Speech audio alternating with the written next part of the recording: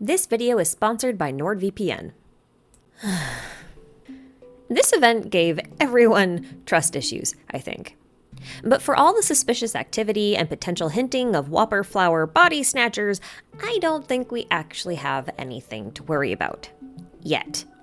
I get the feeling that this event was more of a teaser or a preview of what's to come in the future, and that for now, at least, nothing of consequence has changed within the grand scheme of things. And yeah, I'm including Joel's dad in that. But if YouTube and Twitter polls are anything to go by, the vast majority of you do not agree with me at all. So, in this video, allow me to play devil's advocate and entertain the possibility that everything is fine. Quick reminder that this video consists entirely of my own thoughts and interpretations. This does not mean that my take on things is at all correct. If you have a different opinion, that is totally fine, and I am in no way trying to prove anyone else wrong. I am only aiming to share my own personal opinion and my experience, so do with this information what you will. As always, corrections and additional notes will be pinned in the comment below. I do so love a healthy discussion. So, without further delay, let's begin our ascent up Dragonspine. The event begins with Paimon deciding that she wants fruit juice that will never go bad, which, okay, Paimon. Random much? This is our first encounter with Sus Bedo, as I will now call him, although we don't exactly interact with him at this point. Still, Paimon is able to sense that something seems pretty off with him, but she interprets it as something like a bad mood, while the Traveler seems to sense something a little different, but doesn't voice their thoughts at all. So Sucrose and Timaeus tell us to follow him to Dragonspine because they can't make Paimon's forever juice, so that's what we decide to do. For all the flack the Traveler gives Paimon, they sure go out of their way to prioritize her needs. Just saying. Anyway, at base camp we meet Amber, Eula, Cyrus, and Reckless Pallid, who are about to head off to a winter training camp, I guess, for the Adventurers Guild, which we never actually see, which annoys me, but I'll ignore it. We also meet Joel again, and if you don't remember Joel, that's okay. 1.2 was a long time ago. But basically, Joel is an NPC who's been waiting at the base of the mountain for his dad to come home. For like a year now. His story is in the world quest Lost in the Snow, where you try unsuccessfully to track down Father Dearest, then return to the child to imply that he is dead. Joel is still waiting for him, though. Poor kid. So anyway, up the mountain we go, finally, and we quickly run into Albedo, the real one this time. Note that the Traveler and Paimon notice that this Albedo doesn't seem to be off in the same way that the one in Mondstadt was. Turns out Albedo's alchemy notes have been stolen, so we head off to get the notes back, tracking down the thief into a cave that goes literally nowhere. So Albedo, where did you go when you went in there alone? And where did Sus Bedo come from? I'm still confused. It's just a dead end. It's just a hole in the mountain. There's none. Anyway, we go to rescue Bennett while Sus Bedo decides to go poof. And so we go looking for him and then find the real Albedo again. But then Eula shows up and claims that Albedo yeeted Joel off a cliff. But in any case, the child yeeter here is actually not Albedo or Sus Bedo, but a Whopper flower that's been morphed to look like Albedo. And we'll call this one Whopper Bedo. So that's 3 Albedos, got it? Sus Bedo, who's grumpy with no star mark on his neck, Albedo, who's pretty chill and has a star mark on his neck, and Whopper Bedo, who also has no star mark, but has no other discerning features other than he's kind of nutty and has cryo powers. Later, but okay. So that's Act 1 in a nutshell. Act 2, we finally reunite with Amber and Eula and Bennett, and then we get split up during an avalanche where Bennett falls off a cliff and Albedo goes missing. We do not find Albedo, but instead we do find Whopper Bedo. Traveler then wonders if the avalanche was really an accident, spoilers it wasn't, and after a short walk down the mountain, Eula pulls the Traveler aside to voice her suspicions about Whopper Bedo, implying that the Traveler was already aware that this is not actually Albedo, which checks out. Because all of a sudden, Whopper Bedo attacks with some really spicy ice magic rondo thing, which lasts for all of like 10 seconds before the real Albedo goes shonk and stabs him right in the back, forcing it back into its original flower form, where we fight it over and over and over and over and over and over and over again. Now this next bit gets glossed over a little bit, I feel. As Albedo is explaining what happened, everyone then turns to the Traveler to ask them how they knew the imposter wasn't the real Albedo. And the Traveler says the imposter didn't have a star-shaped mark on its neck. But that's not what happened up until this point. The Traveler has been confused about what was actually different between the 2 or even 3, I guess at this point now, Albedos, but never brings up the star mark in their own thoughts, which I feel like is kind of important. To me, this suggests that the Traveler had something else that bothered them about the imposters. This was supported by the fact that Eula also did not notice the star mark either, but still felt like something was off, although she could not put it into words. Also worth noting that Albedo does not tell the Traveler about the third imposter here. But the Traveler still suspects that the Whopper Flower was either not the only imposter, or that, something's not quite right. They even say it didn't feel quite the same, which further supports the idea that the Traveler has some other sense beyond just noticing a star mark, and the star mark explanation was really just for simplicity so they didn't have to explain themselves, which is a thing that the Traveler does a lot. So, we part ways with everyone else and follow Albedo back to his workshop, where he tells us the origin of his birthmark and a bit about glass blowing.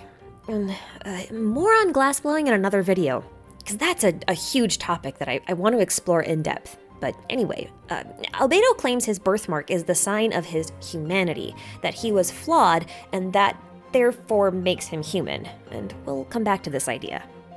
Now, the scene that follows is exceptionally vague, and I've seen several interpretations of it. One interpretation is that Albedo is simply reminiscing here, that he's thinking about the moment just before he goes off to stab Whopper Bedo, and that Sus Bedo is still out there somewhere doing whatever it is that he does.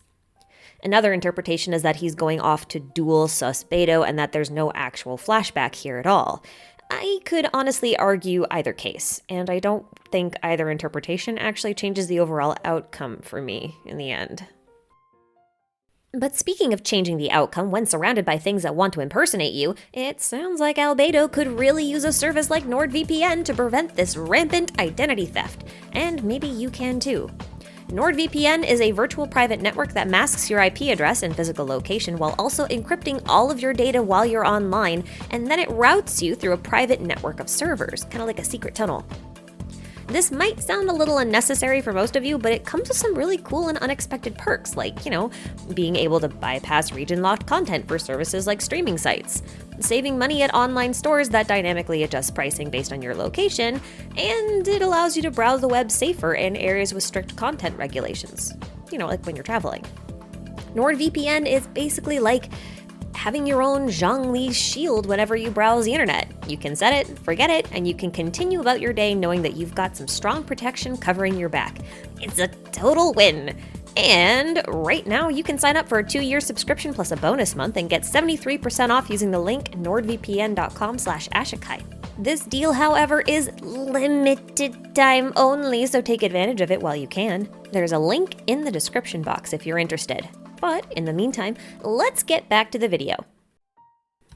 Okay, so in the final act, a few weird things happen. First, Paimon and Albedo exchange stories, and Paimon's is about a Whopper flower that turns into humans and then eats them, while also then replacing them in society like some weird, creepy alien movie horror story thing, while Albedo tells a story about his own history, like his origin story. Now, Subject 1 in this story is the real Albedo, while Subject 2 is Sus Bedo, which messes with my head because Subject 2 was technically created before Subject 1. But anyway, Rhine-daughter, the alchemist in this story, apparently discarded Sus Bedo by feeding him to Durin, the big scary dragon that you can kind of walk through his ribcage of. So that's a thing. Anywho, Sus Bedo didn't get fully digested inside of Durin, so after Durin died, Sus Bedo must have absorbed some of Durin's bizarre power until he was finally able to take a proper human form again, and he chose Albedo's form since he wanted Albedo's life. Kind of like reclaiming his birthright, I guess? But Sus Bedo isn't Durin, and Durin is still dead-ish. And either way, Sus Bedo is the one that stole Albedo's notes and had apparently been doing so for a considerable period of time. Long enough to learn how to warp a whopper flower into a human, anyway, which seems like some pretty advanced alchemy. But unlike Albedo, Sus Bedo wants to be perfect. And since the star mark on Albedo's neck is considered a flaw, Sus Bedo erased it on his own body. But again, Albedo goes out of his way to emphasize that human beings are defined by their flaws. We'll come back to this idea. Albedo then tells us that Sus Bedo would wait until Albedo had been alone to, kill him, and then replace him, and no one would ever know, except that the Traveler showed up and could somehow tell them apart, and with the Traveler there, that plan would not work. And here Albedo gives us an analogy. He says 3 roses in a garden, 2 defective with hidden poison and 1 not. Only the gardener of these roses could tell them apart and therefore determine what each one was worth. A lot of people have likened the gardener to the Traveler, but I think in the case of the story, the gardener was both Rhine-daughter and the Traveler, since both could technically determine the worth of each Albedo rose thing at different points in time. Now, I'm convinced that the one telling the Traveler this story at this point is the real Albedo. This is because he's quite chill and he's deeply philosophical when he speaks of his past. Sus Bedo was grumpier, angrier, and really bitter about being discarded, and it's not at all likely that he'd be able to talk like this so convincingly in such a short span of time. That's my opinion. Besides, Albedo emphasizes that had Sus Bedo succeeded in replacing him, he would have felt great joy at having finally been brought into the world, and yet, Albedo here expresses that when killing one of his imposters, he felt grief. On surface level, we can at least assume he's referring to when he killed the Whopper Bedo, but if he did duel Sus Bedo, then it's possible that he's talking about him too. But I don't think Sus Bedo has the capacity to understand grief in that context if he can't even understand or grasp the concept of humans being flawed creatures by definition, and therefore it would be impossible to be perfect. Nor do I think that Sus Bedo would ever venture to wonder about the philosophy of creation and whether or not the act itself is considered arrogant. I just don't think he cares. His goal has nothing to do with creation, and he wants to steal Albedo's life, not create one of his own. Food for thought. Now, back down at the base of the mountain, we meet Joserf. Joserf. Joel's dad. So many people think that this guy is either Whopper Bedo in a new form or Sus Bedo remade and reshaped into Joel's dad's shape by Albedo after the last act. And I think this is actually Joel's dad, like the real one. And 2 big reasons for this. One is that this guy was never actually proclaimed dead. When we last saw signs of him, he was about to try and climb or scale down a small cliff and land in a pile of snow that would cushion his fall. Both Bennett and Albedo fell off a cliff like this in Act 2, so this guy's survival actually does seem plausible. He also says he woke up covered in blood without his memories, and, head injuries bleed a ton, so likely this guy did hit his head. Head trauma can also explain some memory loss because that's actually how traumatic head injuries work. According to the MSKTC, people with this type of injury have trouble remembering to remember things, so the fact that he doesn't remember things until he sees Joel is also actually believable. Also, just before his attempts to scale down the cliff, Joel's dad was somewhat trapped in a cave with 2 foxes for company. He wrote very fondly of them in his notes, and if you talk to him after the event, he'll tell you that he's promised to build a fox-shaped snowman with his son. And for some reason, the thought of the foxes makes him feel really warm inside.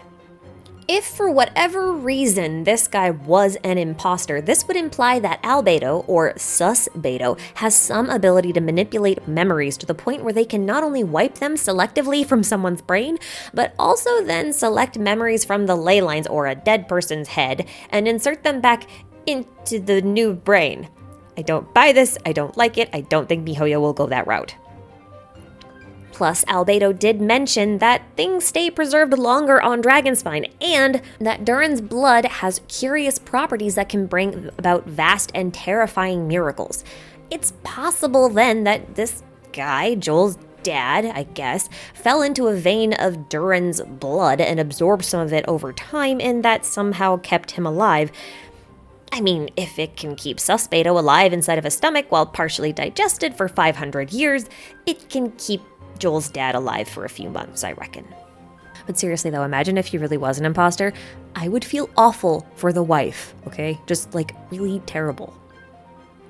Anyway, okay, now we're back to Mondstadt. And this is where things get dicey. And this is where we all developed some trust issues.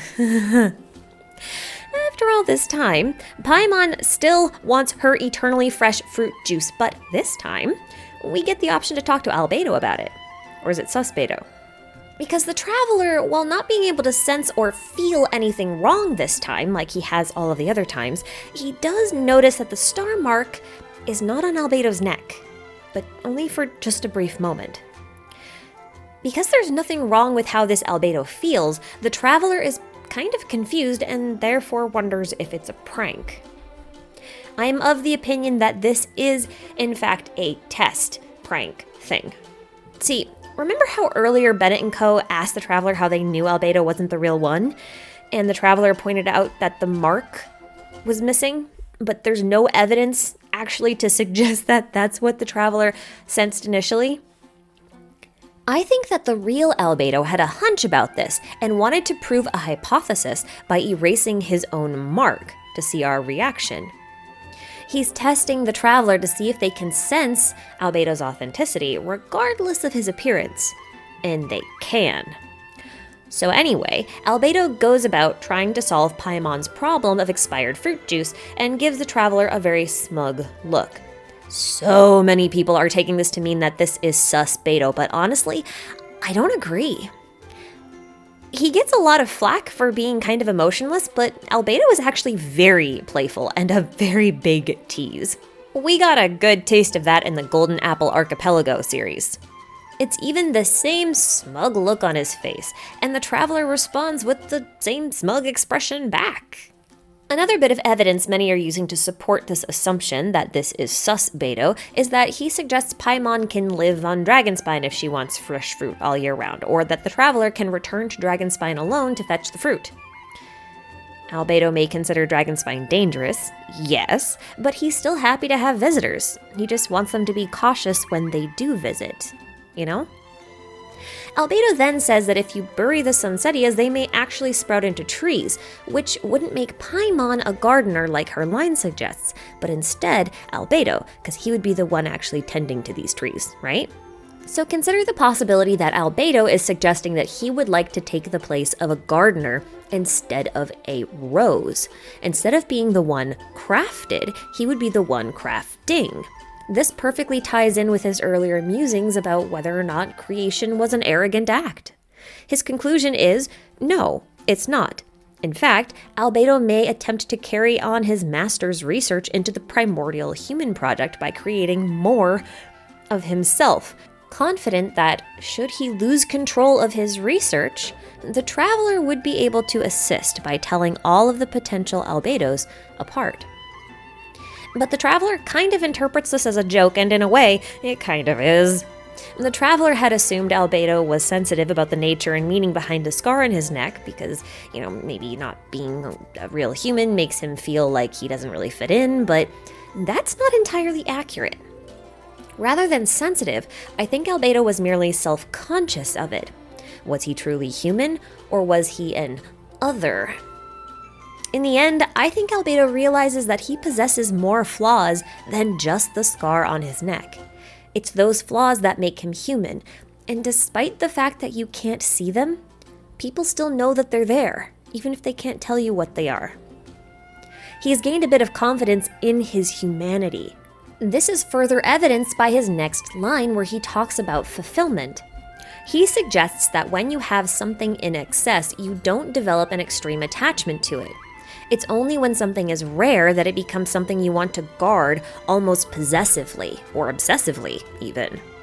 Sus Bedo does not have this type of insight.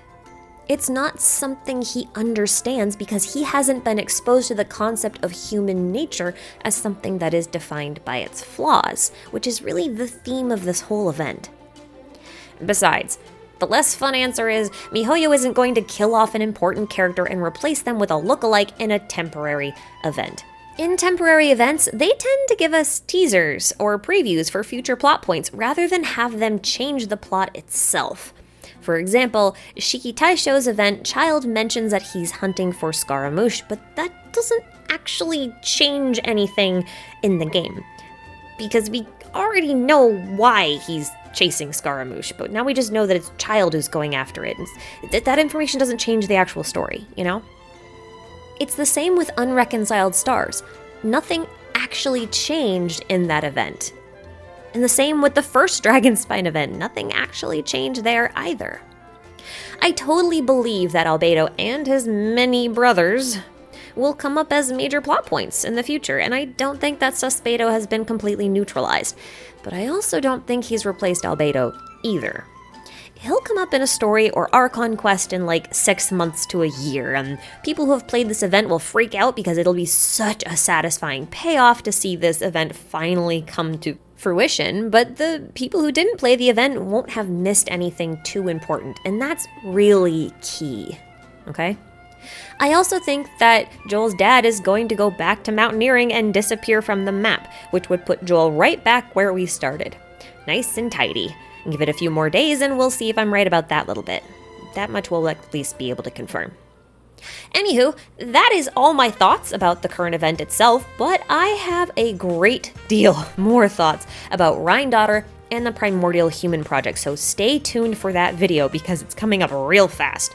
I actually wrote the script for that one before this one. Also, a big thanks to NordVPN for sponsoring this video, and thank you all for watching until the very end. Leave your thoughts and interpretations in the comment box below, and keep your eyes peeled for the breakdown of Rhine-Daughter and the Primordial Human Project. Coming soon.